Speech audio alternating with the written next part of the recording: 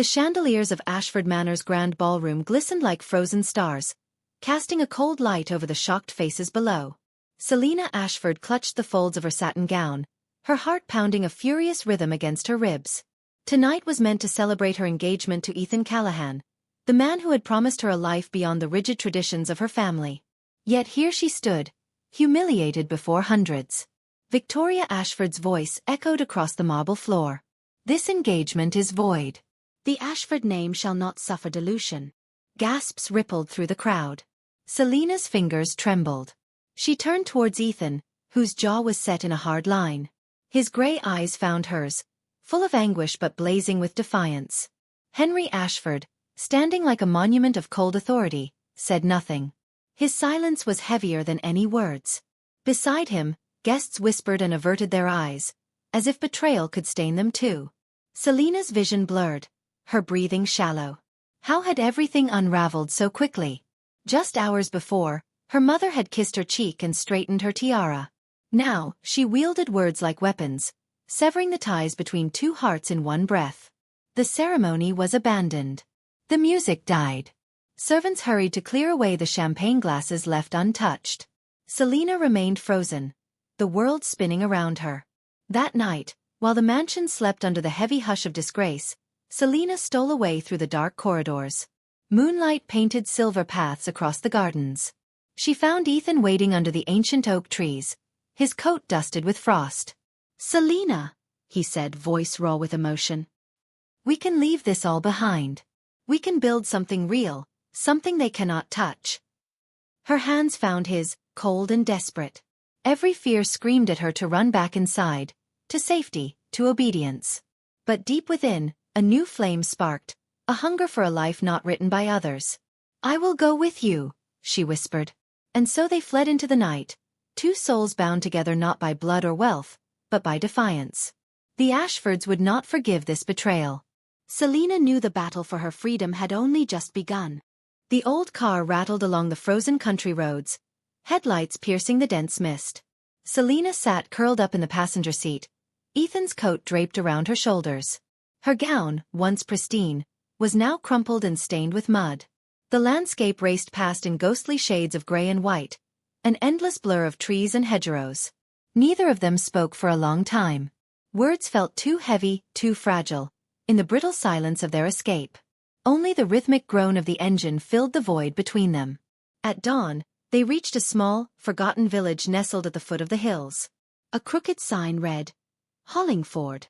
Ethan pulled the car into a narrow alley behind a closed bakery. His hands trembled slightly as he turned off the ignition. "This will do," he said quietly. "For now." They found a cheap room above the bakery. It smelled of yeast and damp wood. The walls were thin, the bed creaked under the slightest movement, and the single window overlooked a row of sagging rooftops. But to Selina, it was a palace compared to the gilded prison she had fled. Ethan sat on the edge of the bed, running a hand through his hair. "We need money, Selina. We need papers, new names. Your family will send people after us." Selina's stomach twisted. She had known the price of her choice, but hearing it aloud made it real. The Ashfords did not lose. They crushed. "I have jewelry," she said, voice steadier than she felt. "Enough to sell. Enough to start." For the first time that night, Ethan smiled. A small, tired smile, but real. He took her hands, pressing them against his chest. "We'll make it. I swear to you." Yet as he spoke, a shadow passed across the thin curtains. Someone out there was already searching. Later that morning, while Ethan scouted for work at the local mill, Selina wandered the cobbled streets of Hollingford. The village was sleepy, seemingly untouched by time. Narrow alleys led to cozy pubs and tiny shops, each window filled with old books, lace, and fading photographs. In the square, a notice board caught her eye. A yellowed poster fluttered in the breeze. "Missing. Selina Ashford. Reward offered." Her face stared back at her from the paper, beautiful but ghostly. Below, in bold letters, the words "Immediate contact. Ashford Estate." Selina's pulse quickened. She tugged the hood of her coat lower over her face and hurried away. Every step felt like she was walking deeper into a snare she could no longer see. The price of freedom, she realized, was being hunted. That night, Hollingford was swallowed by a heavy fog. The street lamps, few and far between, flickered like dying stars. Selina sat by the narrow window, watching shadows slip and twist through the mist. Every footstep on the cobbled streets made her heart pound faster. Ethan returned just past midnight, his coat soaked and his hair plastered to his forehead. He dropped a small bundle on the floor, bread, cheese, a flask of cheap whiskey, and locked the door behind him. "They're here," he said in a low voice. "I overheard them at the pub. Men in dark suits, asking questions. They've shown your photograph to the landlord."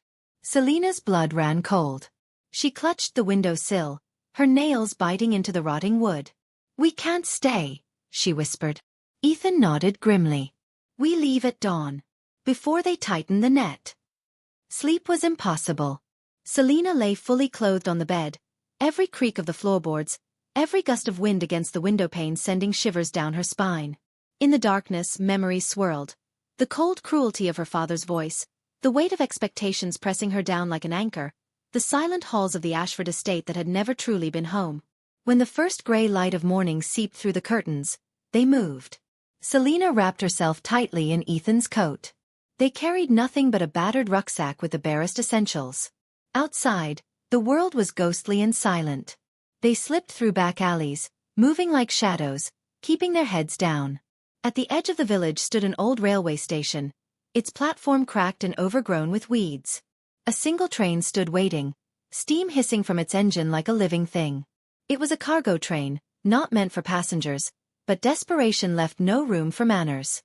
Ethan boosted Selina into an empty carriage. He climbed up after her just as a shout echoed through the mist. "There they are!" Men burst from the station house, dark shapes against the fog. Selina's heart seized. Ethan slammed the carriage door shut and bolted it from inside. The train lurched forward with a groan.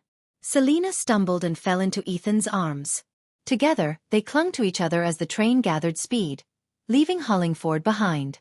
Through a crack in the wooden boards, Selina caught a glimpse of one of the men chasing them, sharp-suited with cold, hollow eyes. A man she recognized, Victor Dane, her father's most loyal enforcer. The game, she realized, had only just begun. The train thundered through endless fields and forgotten villages, a trembling lifeline carrying Selina and Ethan farther from the world they once knew. Hours passed. Hunger gnawed at them, but neither dared to light a fire or risk a stop. At last, the train slowed near a derelict station surrounded by skeletal trees. Without hesitation, they jumped, tumbling into a ditch thick with mud and broken branches. The train roared away into the gray distance, leaving them shivering and soaked. They stumbled toward the edge of a nearby forest, sheltering beneath the twisted arms of ancient oaks. There, in the damp silence, Ethan spread out a worn map. "There's an old contact of mine," he said, voice hushed. "In Renford. About 2 days' walk from here. If anyone can help us, it's her." Selina peered at the map. Renford lay beyond the hills, hidden behind tangled woods and treacherous moors. It felt impossibly far. "We'll make it," she said, forcing steel into her voice. They set off as night fell, guided only by the ghostly light of the crescent moon. Every step was a battle against exhaustion. The woods around them creaked and whispered, as though ancient things stirred in the dark, watching. By dawn, they reached the moors, vast, empty and cruel. Cold wind whipped Selina's hair across her face. The land seemed to stretch on forever, a gray sea of grass and rock. Somewhere behind them, always just out of sight, shadows shifted. "They're tracking us," Ethan muttered, scanning the horizon. Selina tightened her grip on the rucksack. "Then we move faster." The second night on the moors was worse. The temperature plummeted, and mist curled up from the ground like living hands. Selina's legs burned, her vision blurred. But giving up was not an option. When she stumbled, Ethan caught her, his arms strong and sure. "Just a little further." And then through the mist, lights appeared, warm and golden, spilling from the windows of a crooked stone cottage. Relief crashed over Selina so hard she nearly wept. They reached the door. Ethan rapped 3 times in a specific rhythm. Moments later, it creaked open, revealing a woman with sharp gray eyes and a shotgun cradled in her arms. "Took you long enough," she said with a smirk. Ethan grinned weakly. Good to see you, Marianne. Marianne stepped aside. Get in. You're not safe out here. As Selina crossed the threshold, she glanced back. In the far distance, half shrouded by mist, she thought she saw a figure standing alone, watching. She shivered. The past, it seemed, was not ready to let her go. Marianne's cottage smelled of burning wood and old leather. Inside, it was cramped but warm, walls lined with dusty books and battered relics of a life once lived in danger. Selina sank onto a worn sofa as Ethan and Marianne spoke in low, hurried tones by the fireplace. She needs help, Marianne. We both do, Ethan said. Marianne's sharp eyes flickered to Selina. If you've brought trouble to my door, Ethan, you'd better pray it's the kind that can be buried. Selina sat straighter. It's not just about survival. It's about revenge. A spark lit in Marianne's gaze. She set down the shotgun and crossed her arms. Tell me everything.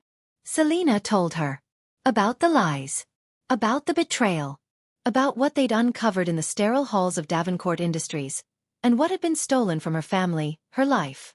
Marianne listened in silence, the fire casting deep shadows across her lined face. When Selina finished, Marianne nodded slowly. Then you're in deeper than you know. Ethan leaned in. What do you mean?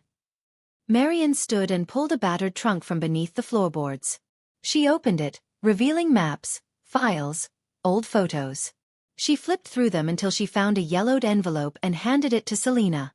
This, Marianne said, is what your father was working on before he disappeared. Selina's heart thudded painfully. With trembling fingers, she opened the envelope. Inside were schematics, technical drawings, letters written in a hand she had not seen since she was a child. It wasn't just financial fraud. It wasn't just corruption. It was something bigger. A prototype. Technology that could change the world, or destroy it in the wrong hands. They killed him for this, Selina whispered. Marianne's mouth tightened. And they'll kill anyone who tries to bring the truth to light.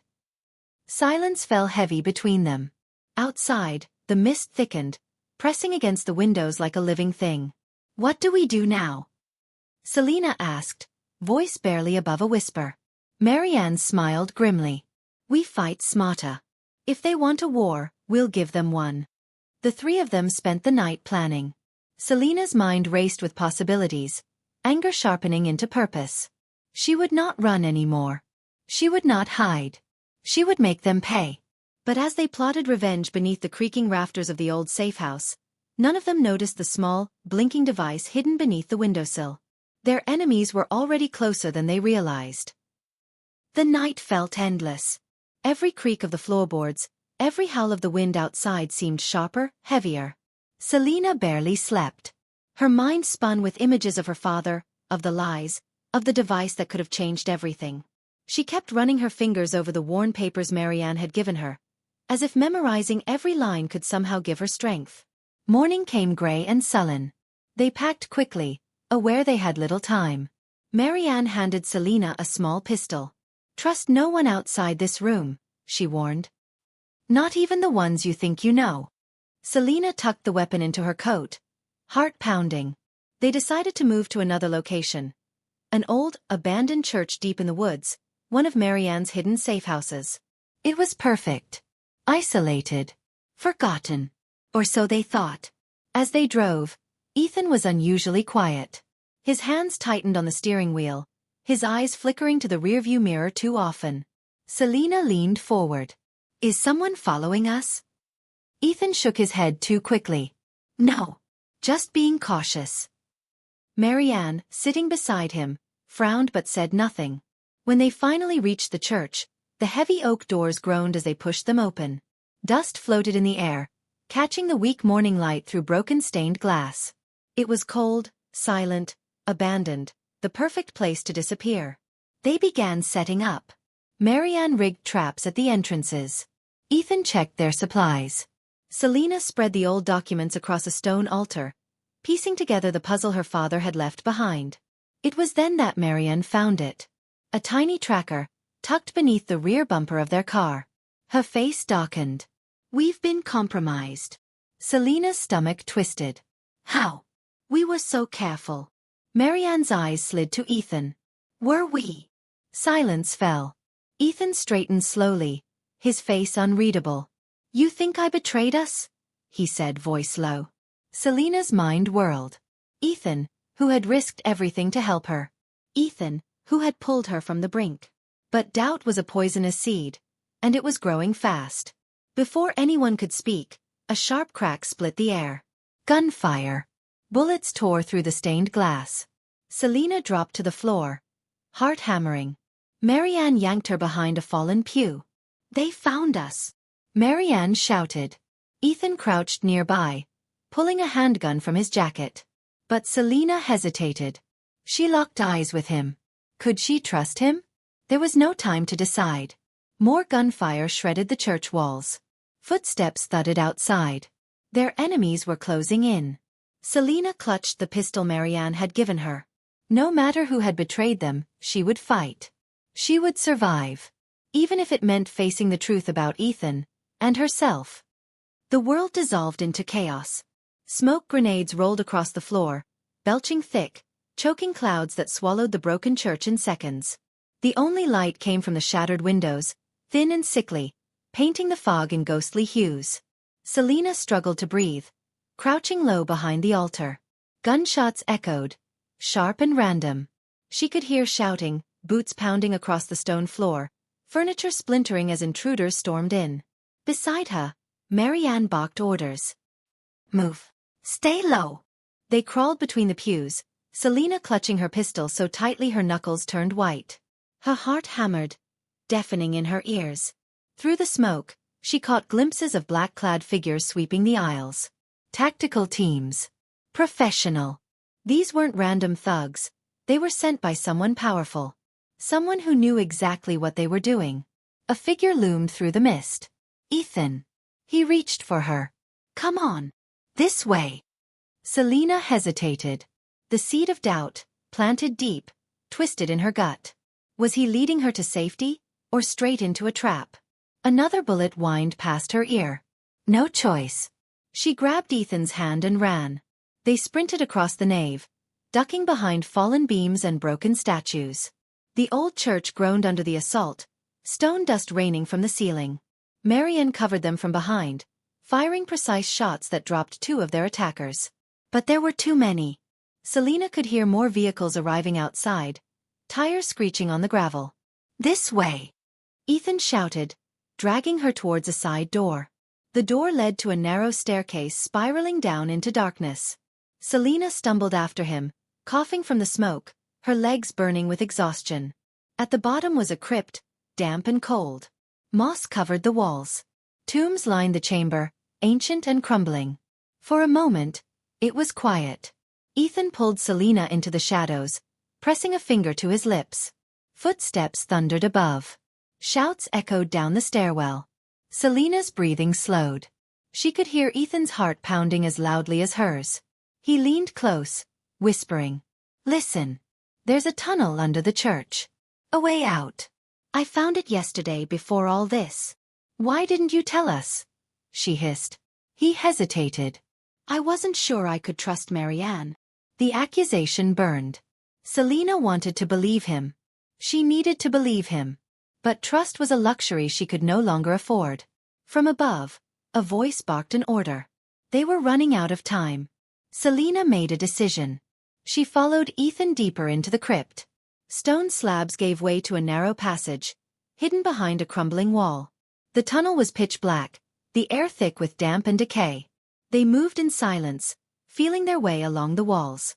Behind them, the church exploded into noise again. More gunfire. Shouting.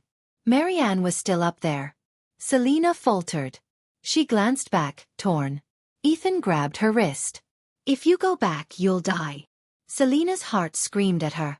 She was leaving someone behind. Someone who had risked everything for her. But her body moved forward, driven by survival, by fear, by the cold, brutal truth.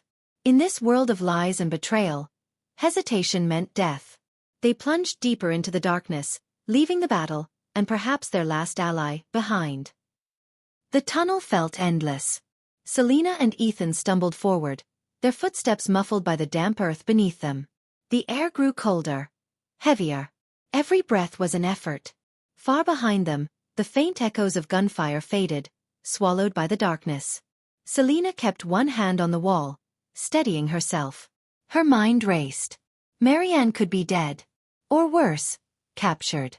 She had no way of knowing. And Ethan. She glanced at him in the gloom. His jaw was tight, his eyes fixed ahead. Was he leading her to freedom? Or to her doom? At last, the tunnel opened into a small, hidden chamber. An ancient well dominated the center, its stones slick with moss. Above it, a broken grate revealed a glimpse of the night sky. "We're almost there," Ethan whispered. He knelt by the well, pulling free a hidden rope ladder.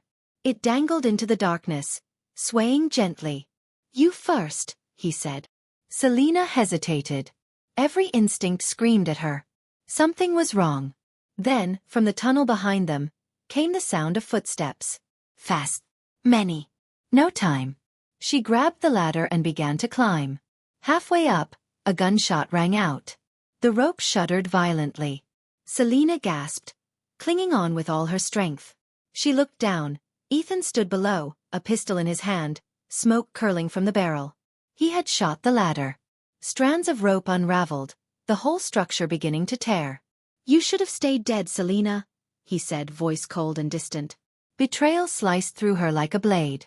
"You were never meant to survive," he continued. "You were a loose end. A risk I couldn't allow."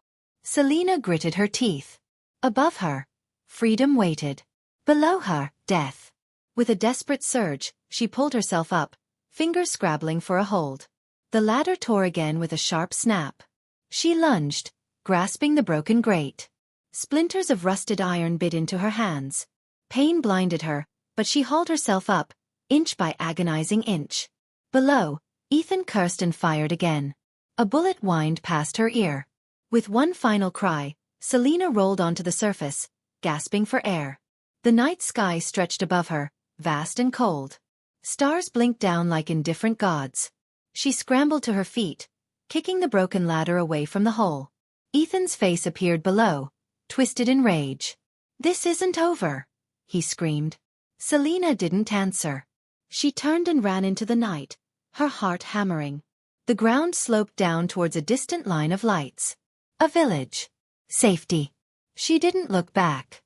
The lies, the betrayals, the deaths, they would haunt her forever. But she was alive. And somewhere deep inside her, a new resolve burned. Selina would not just survive. She would rebuild. She would hunt those who had betrayed her. And she would make them pay. The legacy of lies was not over. It had only just begun.